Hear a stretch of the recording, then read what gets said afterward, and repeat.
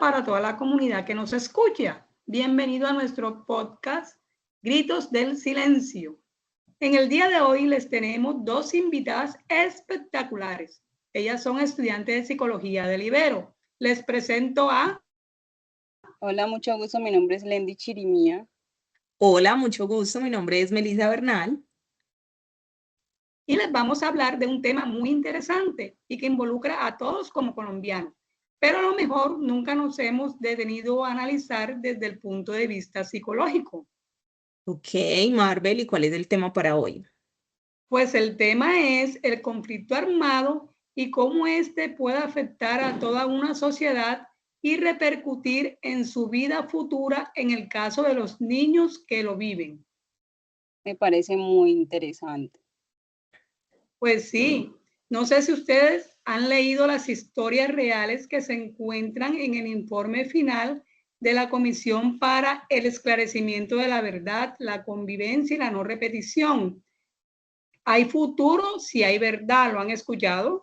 Ok, sí, claro. Yo leí, me pareció tan interesante, hay relatos que me llegaron al alma y al corazón, y uno puede pensar cómo puede existir tanta maldad en el ser humano. Sí, claro, yo también me lo leí y cada situación lo invita a uno a pensar. ¿Qué tan afortunado soy, no? ¿Qué les parece? Es más, recuerdo puntualmente una historia que el relato se llama Papi, no te lleves la bicicleta. No Claro sé si que lo sí, recuerdas. claro que sí, muy interesante. Aquel niño que vivía en un pequeño pueblo en el cual los paramilitares llegaban y se adueñaban del mismo y se llevaban a los niños a una guerra que no pidieron. Sí, claro. Y el tema se presta para analizarlo desde el punto de vista de los condicionamientos clásicos Pavlov y el condicionamiento radical Skinner. Es más, en ese caso puntualmente recuerdo que quien contaba la historia era la mamá de Javier, que estaba embarazada en ese tiempo y que perdió a su bebé por la angustia y el temor que sentía constantemente de que su hijo mayor se lo llevaran los paramilitares. Mira que ella decía en ese relato que ella vislumbraba cosas muy feas y es importante rescatar en este contexto cuando se determinan ciertos estímulos de una conducta. En este caso, podemos afirmar que un estímulo discriminativo es que ella vislumbraba cosas muy feas y su respuesta era sentir angustia y temor. Y su estímulo consecuente era un reforzamiento negativo por la intensidad y la repetición del mismo. Y como respuesta a su conducta se produce el aborto y la pérdida de su bebé. Sí, claro. Ella decía cuando perdió a la niña, ¿para qué traer hijos a la guerra? Y a la vez que Javier se lo habían llevado los paramilitares. Esto la atormentaba mucho y consideró que fue una causa del aborto.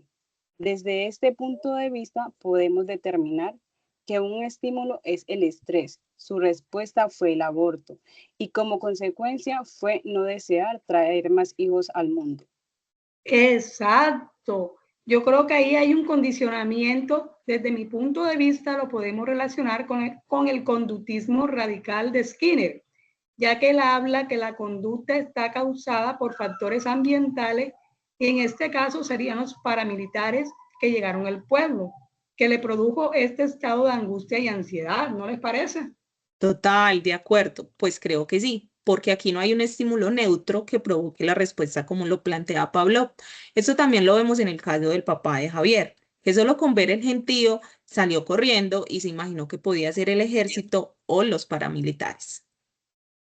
Correcto, pero la señora también era una berraca, porque ella se enfrentó a los paramilitares, ¿se acuerdan? Cuando iba a buscar a Javier, y creo que este era un mecanismo de defensa de ella, para no mostrar el miedo y la angustia que sentía. Exacto, pero miren aquí pasa algo muy interesante. Si hubiera sido el ejército, sería un estímulo positivo, podríamos decir que neutro, y esa situación sería diferente, ya que no se generan estos estados de angustia y ansiedad. Por el contrario, se crea un estado de paz, ¿no les parece? Así es. Y también otro punto a analizar es el caso de Javier. Cómo él por su edad piensa que es un niño, ¿verdad? Solo tenía 14 años, pero para los paramilitares, miren, ya podía con el fusil por su cuerpo fornido.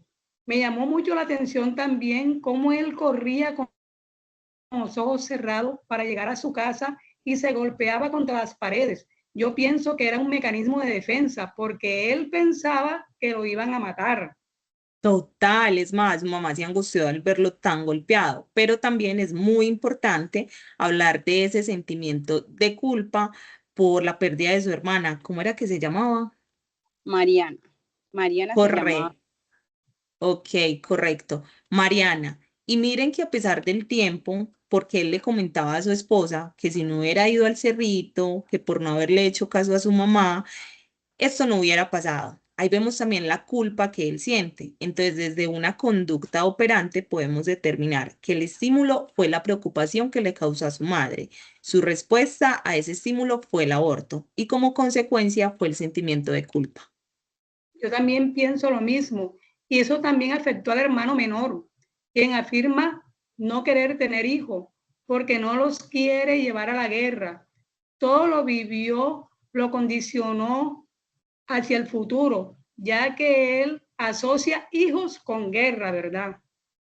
Exacto. Otra parte que me llamó mucho la atención fue cómo en las noches cuando sentían los helicópteros sobrevolando el pueblo, se refugiaban en un lugar muy pequeño de la casa, todos apretados. Creo que este sitio les daba seguridad, pero a la vez se sentían unidos como familia. ¿Qué les parece? Así me parece a mí. Este tema está demasiado interesante y tiene mucho de qué hablar, pero el tiempo se nos agotó. Para finalizar, cada uno en breves palabras de un apunte final sobre el tema. Ok, estoy muy de acuerdo, el tiempo se nos agota. Entonces, personalmente pienso que en la vida hay muchos factores que nos condicionan. Unos pueden ser positivos, otros negativos. Lo importante es poder sortear las situaciones y ser resilientes ante ellas. Exacto, compañerita. Me parece asertivo tu comentario, ya que en el día a día vamos viviendo de manera automática que no nos da cuenta que si nosotros notamos el control de nuestras vidas, otros hacen parte, toman el control de ella. Pueden ser los jefes, los gobernadores, los políticos, hasta los medios de comunicación que nos llevan al consumismo mediante condicionamientos clásicos y conductuales. Así es cierto. Ellos nos condicionan a situaciones que no deseamos, pero que nos conformamos con ellas. Claro que también hay condicionamientos positivos que nos ayudan a llevar o alcanzar nuestros sueños y nuestras metas. Me agradó mucho tenerlas a ustedes en mi canal y le doy las gracias por sus aportes. Nos vemos en un nuevo podcast. Gracias, Chao, chao. Gracias. chao. Chao.